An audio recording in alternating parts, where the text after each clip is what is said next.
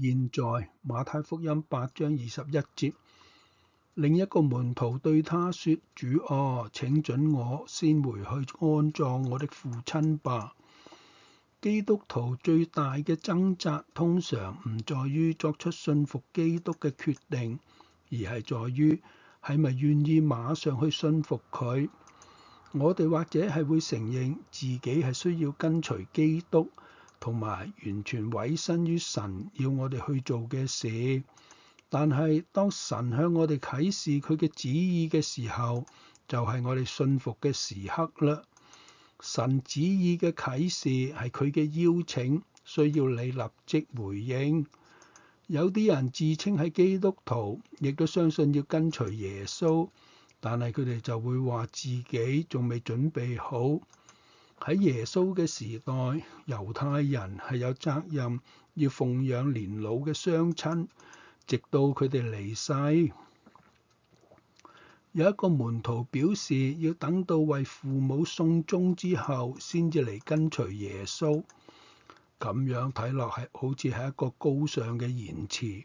佢要喺人生重要嘅責任同埋主嘅呼召之間去做抉擇。神係認識呢個人，亦都認識呢個人嘅父親。只要呢個人跟隨耶穌，其實神係會看顧佢嘅父親嘅。佢本來有機會同神嘅兒子同行，但係佢對生活嘅憂慮超過咗自己對神嘅信服。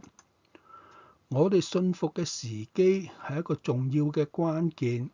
由神而嚟嘅邀請係有回應期限嘅。如果我哋冇馬上領受，我哋會失去一啲服侍佢嘅機會。幫助其他信徒嘅時機係稍縱即逝嘅。因此，保羅喺哥林多後書6章2節嗰度咁樣提醒信徒，因為他說：在悅納的時候，我應允了你；在拯救的日子，我幫助了你。看啊，現在就是悅納的時候，現在就是拯救的日子。佢係強調咗立即回應神嘅呼召嘅重要性。